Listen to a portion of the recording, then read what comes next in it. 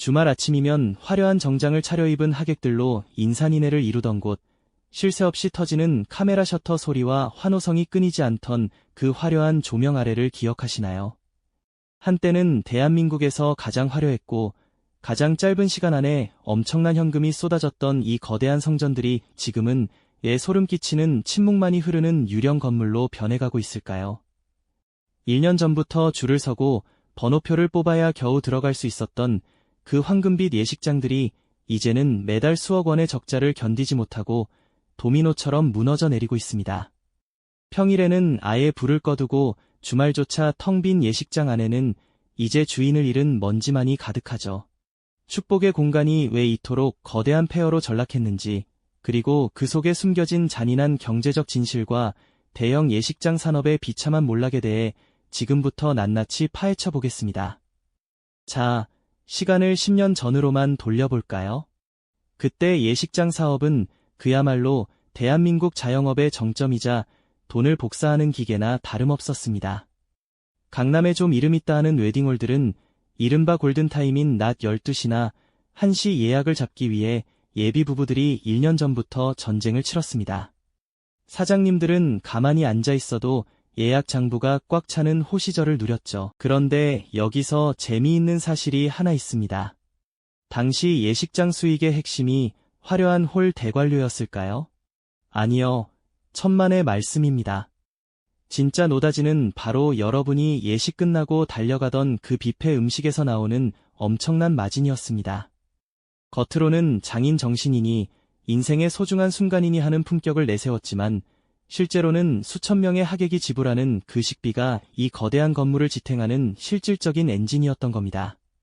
말 그대로 밥장사였던 셈이죠. 하지만 이 견고해 보였던 황금성이 무너지기 시작한 건 인구 구조의 변화라는 거대한 해일이 밀려오면서부터였습니다. 가장 먼저 나타난 징조는 혼인 건수의 수직 낙하입니다. 요즘 대한민국 합계 출산율 0.7명대라는 소리 많이 들어보셨죠? 이 숫자는 단순히 아이가 안 태어난다는 뜻이 아닙니다. 결혼할 정년기 인구 자체가 물리적으로 증발하고 있다는 무서운 신호입니다. 과거에는 하객 300명, 500명 모이는 게 당연했지만 이제는 1인 가구가 전체의 35%를 넘어서면서 가족 중심의 대규모 행사가 설 자리를 잃었습니다. 이 인구 소멸의 공포는 예식장 업계의 예약 절벽이라는 아주 차가운 현실로 다가왔습니다.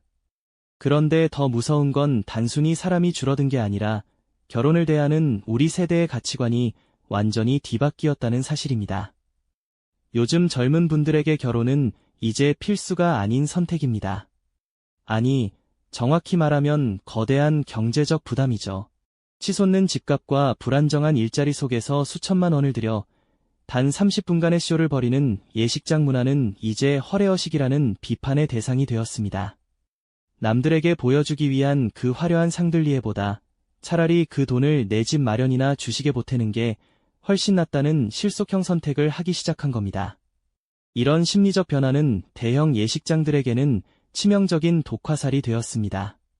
생각해보세요. 대형 예식장은 그 웅장한 규모를 유지하기 위해 어마어마한 고정비를 쏟아부어야 합니다. 수천 평에 달하는 넓은 부지의 임대료, 수십 명의 직원 인건비, 그리고 매달 고지서에 찍히는 상상 초월의 전기세와 관리비까지. 이 모든 비용은 하객들이 꽉꽉 들어차서 식권을 미친 듯이 팔아줄 때만 감당할 수 있는 금액입니다. 하지만 손님이 사라진 지금, 이 거대한 규모는 축복이 아니라 사장님의 목을 조르는 올가미가 되어 돌아왔습니다. 손님이 단 한 명도 없어도 냉방은 돌려야 하고 건물을 관리하는 인원은 그대로입니다. 버티면 버틸수록 적자가 눈덩이처럼 불어나는 이른바 자산의 함정에 빠진 겁니다. 특히 예식장 뷔페의 경제학은 이제 파산 직전입니다. 식재료 원가는 하늘 높은 줄 모르고 솟았고 주방 인건비도 예전 같지 않습니다. 그런데 하객들의 축의금 수준은 그 속도를 따라가지 못하죠. 요즘 식대가 8만 원, 9만 원을 호가하는데 하객들은 결혼식 초대를 받는 것 자체를 일종의 경제적 위협으로 느끼기 시작했습니다.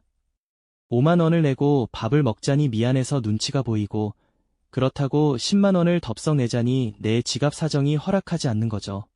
결국 하객들은 계좌 이체로 예의만 표시하고 예식장 방문을 포기하게 되었고, 이는 예식장의 주수익원인 음식 매출을 70% 이상 깎아먹는 참담한 결과를 초래했습니다. 여기에 예식장 계약서의 독소 조항으로 불리는 보증 인원 제도가 기름을 부었습니다. 하객이 적게 와도 최소 200명이나 300명분의 식비는 무조건 내야 하는 이 제도는 예비 부부들에게는 엄청난 경제적 폭력으로 느껴집니다. 하지만 예식장 입장에서도 이 보증 인원 수익이 없으면 당장 임대료조차 낼 수 없는 진퇴양난의 상황입니다. 결국 수요와 공급의 법칙이 완전히 망가진 이 시장에서 대형 예식장들은 하나둘씩 셔터를 내릴 수밖에 없는 거죠. 더 심각한 문제는 바로 금융의 저주입니다. 대형 예식장들은 대부분 수백억 원대의 대출을 끼고 지어졌습니다.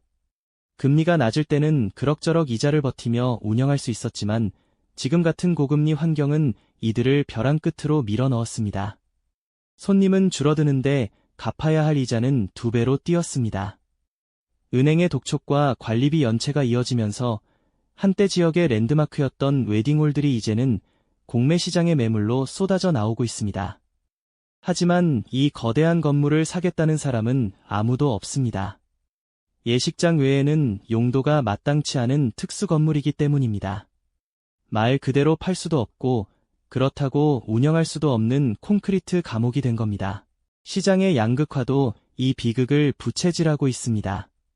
아주 비싼 호텔 예식장이나 아예 저렴하고 간소한 스몰 웨딩으로 수요가 극단적으로 갈라지면서 그 중간지대에 있던 대중적인 웨딩홀들이 가장 먼저 멸종 위기에 처했습니다.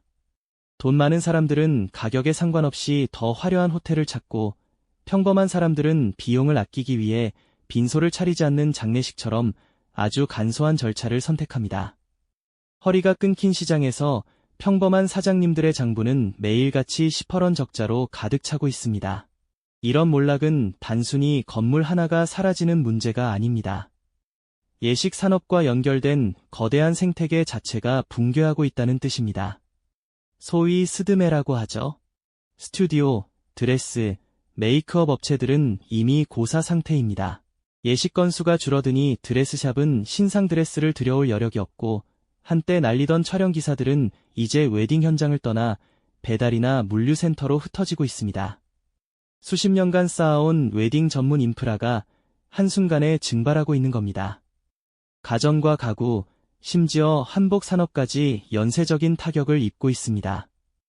과거에는 결혼식 날짜만 잡히면 새 집을 꾸미기 위해 냉장고와 세탁기를 사고 장롱을 드리는 게 정해진 코스였죠.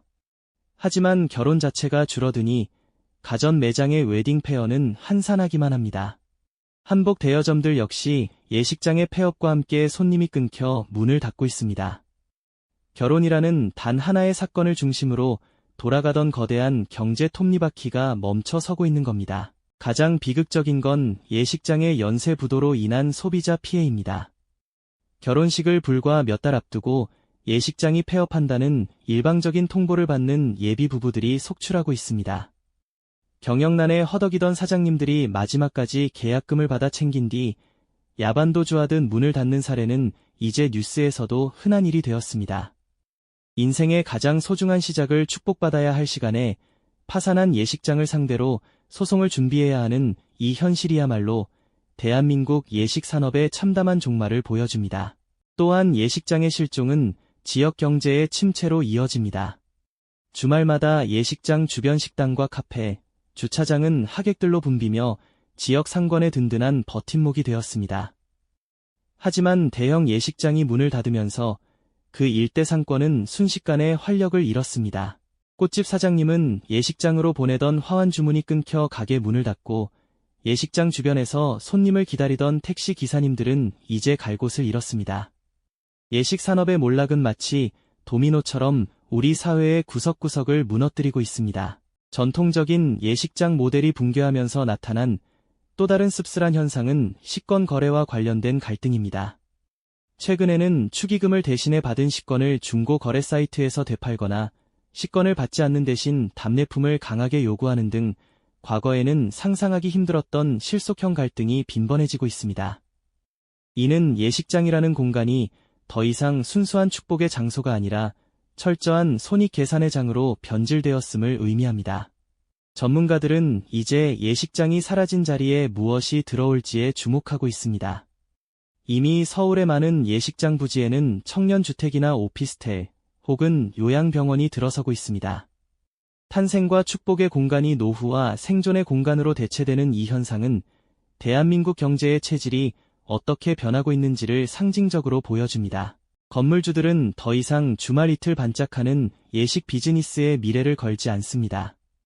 대신 매달 안정적인 월세가 나오는 임대주택이나 고령화 사회에 맞춘 복지시설로 눈을 돌리고 있습니다. 예식 산업의 쇠퇴는 화해 산업에도 치명타를 날렸습니다. 결혼식 한 건당 소비되던 수백 개의 화환과 화려한 꽃장식들이 사라지면서 전국의 화해 농가들은 판로를 잃었습니다. 예식장에서 사용되는 꽃들은 비록 일회성이지만 그 양이 워낙 어마어마했기에 화해 산업의 큰 축을 담당해왔죠. 하지만 이제는 생화 대신 조화를 쓰거나 아예 꽃장식을 최소화하는 분위기가 확산되면서 평생 꽃만 만져온 사장님들은 이제 폐업을 고민해야 하는 처지가 되었습니다. 결혼식의 필수 요소였던 패백 문화와 그에 따른 패백 음식 산업도 사실상 멸종 단계입니다. 번거로운 절차를 생략하려는 젊은 층의 요구에 따라 예식장 안의 패백실은 창고로 변하거나 다른 용도로 개조되고 있습니다. 전통을 지키며 대를 이어오던 패백 음식 전문점들은 이제 주문이 한 달에 한 건도 들어오지 않는 날이 허다하다고 하소연합니다. 결국 예식장의 몰락은 우리 사회가 더 이상 공동체의 결합을 거창하게 축하할 여유가 없음을 의미합니다.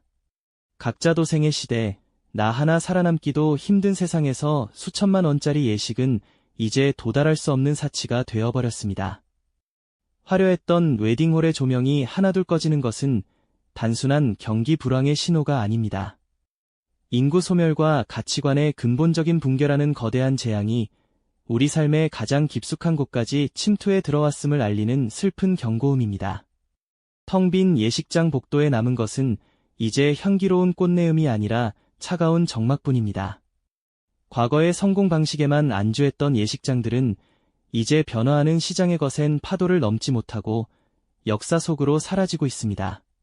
화려한 샹들리에 아래 인생의 주인공이 되었던 기억은 이제 구시대의 유물이 되었고 그 자리에는 생존을 위한 차가운 콘크리트 건물들이 들어서고 있습니다. 예식 산업의 붕괴를 지켜보며 우리가 진정으로 걱정해야 할 것은 사라지는 건물들이 아닙니다. 서로를 진심으로 축복하고 새로운 시작을 응원하던 우리 사회의 온기가 점점 식어가고 있다는 그 차가운 사실입니다.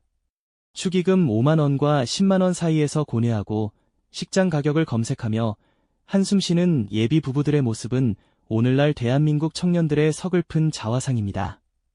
예식장은 그저 건물이 아니었습니다. 한 시대를 풍미했던 문화의 상징이자 세대와 세대가 만나는 광장이었습니다. 그 상징이 무너져 내리는 지금 우리는 단순히 경제적 몰락을 보고 있는 것이 아니라 하나의 공동체적 의식이 해체되는 현장을 목격하고 있는 것입니다. 자, 여러분은 어떻게 생각하시나요? 대한민국에서 다시 예식장의 환호와 박수 소리가 울려 퍼질 날이 올 수 있을까요? 아니면 이대로 모든 예식장이 추억 속의 장소로만 남게 될까요? 화려한 조명 뒤에 가려진 이 잔인한 경제의 뒷이야기를 들으며 여러분은 어떤 미래를 떠올리셨나요? 여러분의 소중한 경험과 생각을 댓글로 들려주세요. 오늘의 이야기가 흥미로우셨다면 구독과 좋아요 부탁드립니다. 저는 더 깊이 있고 흥미로운 경제 이야기로 다시 돌아오겠습니다. 시청해주셔서 감사합니다.